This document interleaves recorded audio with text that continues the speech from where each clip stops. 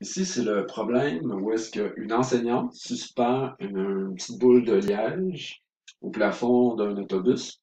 Puis quand l'autobus se met à accélérer, comme ici, vers l'avant, la ficelle à laquelle la petite boule ici est suspendue va faire un angle de 10 degrés causé par l'accélération de l'autobus. Donc, dans ce cas-ci, si nous avons ici un problème de référence, de système de référence non inertiel, parce que si tu regardes par rapport à la Terre, mais qu'est-ce que la personne voit? Elle voit dans le fond une boule qui est accrochée après une ficelle qui va à une accélération donnée, puis qui a une masse aussi donnée. OK? Par exemple, si on fait par rapport à la Terre, mon crayon est en train de mourir. Donc, par rapport à la Terre, alors, si ma référence est la Terre, alors mes X, Y sont comme ça, donc ça ici c'est mes Y, c'est mes X, là j'ai ma boule comme ça, est attachée ici, comme ça. Donc, pour un observateur qui est sur Terre, qui regarde l'autobus, qu'est-ce qu'il voit? Ben, il voit ici la corde qui a une force de tension, donc il va avoir FTX comme ça, avec un FT comme ça, ok? Parce que là, ça ici, ça fait en sorte que la boule, grâce à cette corde-là, suit l'autobus. Donc, FT ici, Y. Et selon l'observateur qui est sur Terre, la petite boule ici, elle a un FG qui est égal à moins MG comme ça. C'est les seules forces que la personne qui est sur Terre va voir. Ok? Parce que là, sur Terre, ça, c'est inertiel. Ok? Comme inertiel comme système.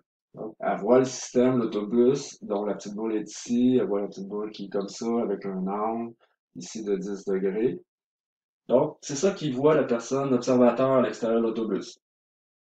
Puis il voit tout ça aller à, finalement, à une certaine accélération par là.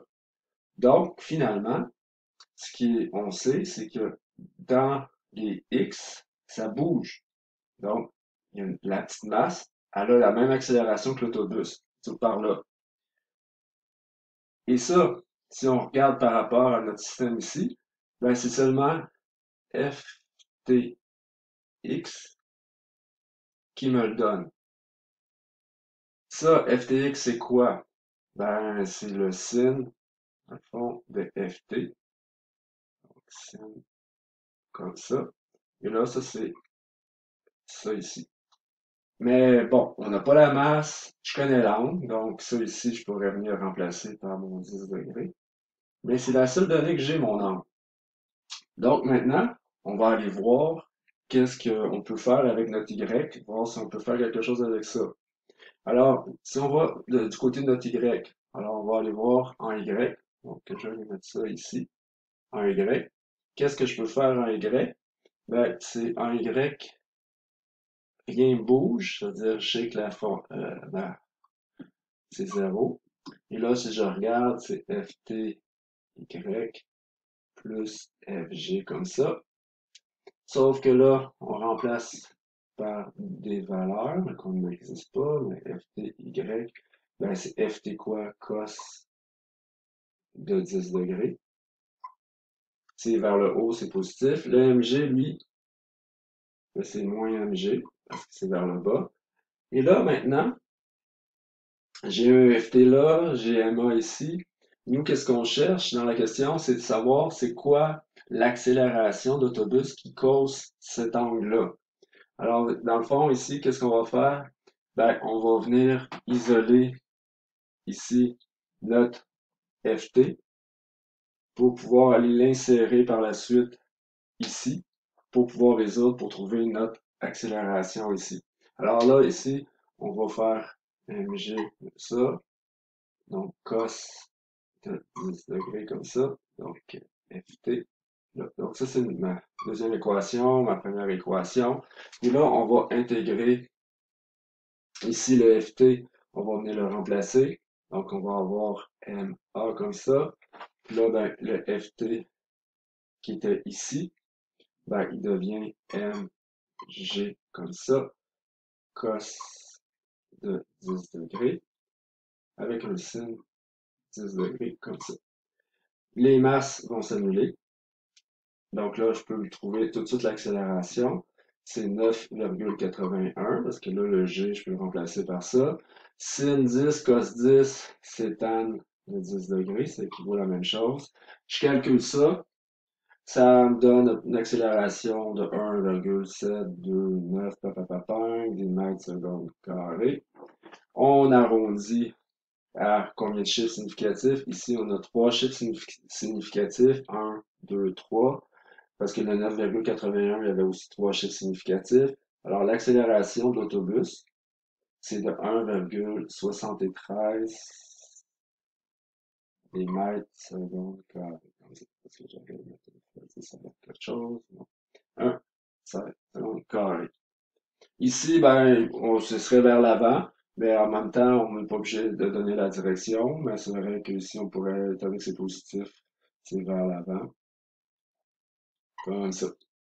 Donc, ça, c'est pour résoudre le problème. Ça veut dire que là, c'est l'accélération d'autobus cause finalement cet angle-là dans la corde.